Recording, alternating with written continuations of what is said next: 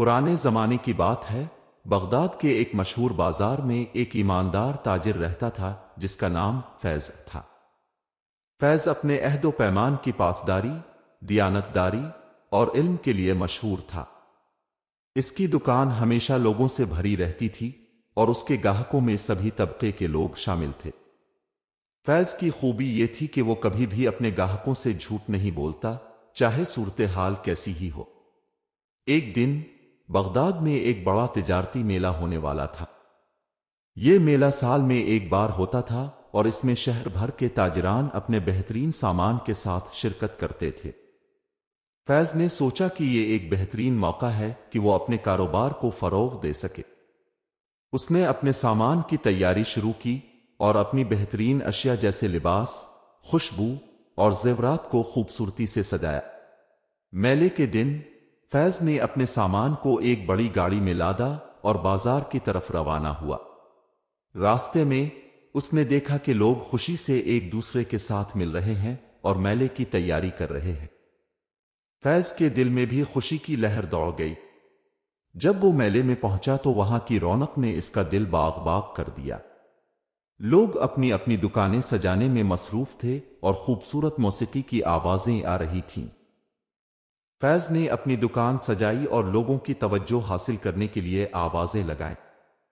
اس کی محنت رنگ لائی اور لوگ اس کے پاس آ کر سامان دیکھنے لگے۔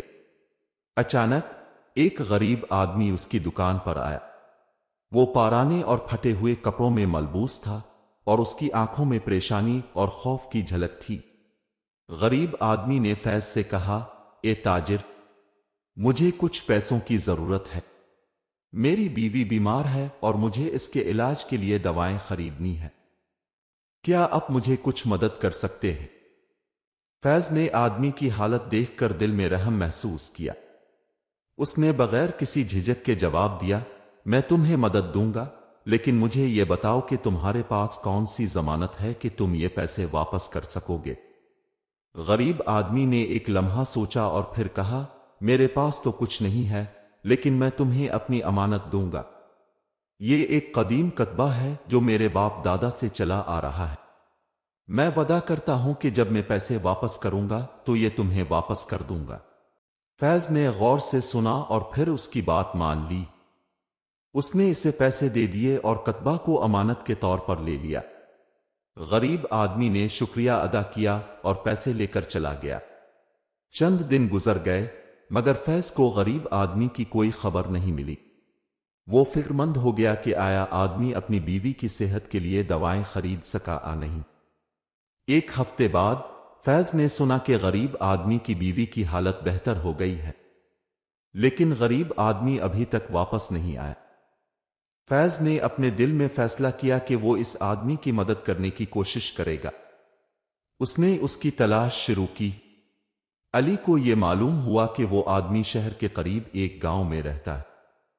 فیض نے کئی گھنٹے سفر کیا اور آخر کار گاؤں پہنچا۔ وہاں پہنچ کر اسے پتا چلا کہ آدمی کی بیوی کی صحت اب کافی بہتر ہے۔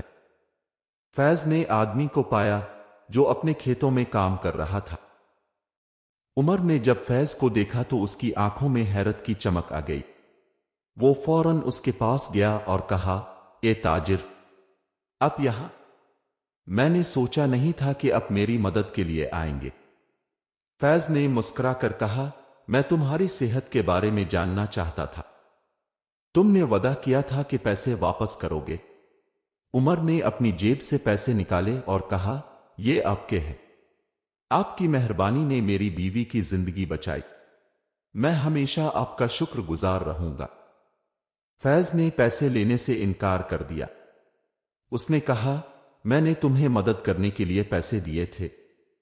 تمہاری امانت میرے لیے اہم نہیں، بلکہ تمہاری صحت اور خوشی زیادہ اہم ہے۔ عمر نے حیرت سے کہا، لیکن یہ آپ کی محنت کی کمائی ہے۔ فیض نے کہا، جو چیز تم نے مجھے امانت میں دی تھی وہ میں تمہیں واپس کرتا ہوں۔ یہ تمہارا حق ہے۔ عمر نے پھر سے شکریہ ادا کیا اور کہا، آپ کا دل بہت بڑا ہے۔ میں وعدہ کرتا ہوں کہ میں اپنی محنت سے واپس آ کر آپ کی مدد کروں گا۔ عمر نے اپنی محنت کی اور ایک چھوٹا سا کھیت خرید لیا۔ اس نے دن رات محنت کی اور جلد ہی اس کی زندگی میں خوشحالی آ گئی۔ وہ فیض کی دی ہوئی مہربانی کو کبھی نہیں بھولا۔ ہر سال وہ اپنی بیوی کے علاج کے لیے کچھ پیسے علیحدہ رکھتا اور باقی پیسوں سے اپنی زندگی کو بہتر بنانے کی کوشش کرتا۔ دوسری طرف فیض کی دکان بھی کامیاب ہو رہی تھی۔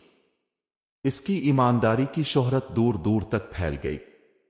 لوگ اس کے پاس آ کر نہ صرف سامان خریدتے تھے بلکہ اس کی حکمت سے بھی مستفید ہوتے تھے۔ فیض نے اپنے علم کو دوسروں تک پہنچانے کا فیصلہ کیا۔ اس نے ایک چھوٹا سا مدرسہ قائم کیا جہاں وہ نوجوانوں کو علم سکھانے لگا۔ کچھ سال بعد ایک دن فیض کی دکان پر ایک طاقتور تاجر ابو جابر آیا۔ ابو جابر ایک بدعنوان شخص تھا جو ہمیشہ دوسروں کی محنت پر اپنی دولت بڑھاتا تھا۔ اس نے فیض کی دکان کے سامنے آ کر کہا، اے فیض، تمہارے سامان کی قیمت بہت زیادہ ہے۔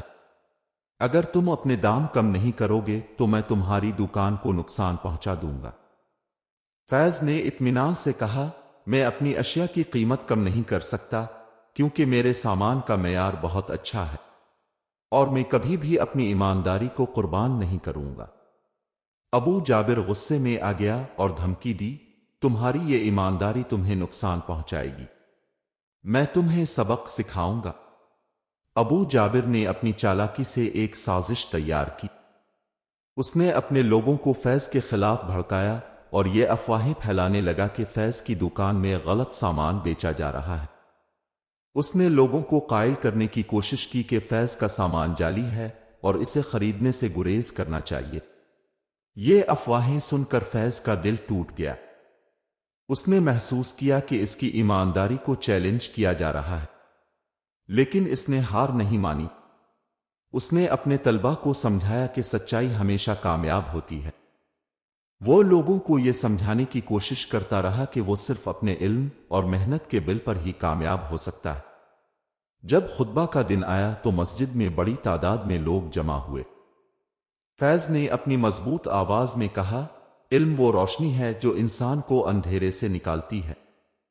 علم کی بنیاد پر ہی ہم معاشرے کو بہتر بنا سکتے ہیں۔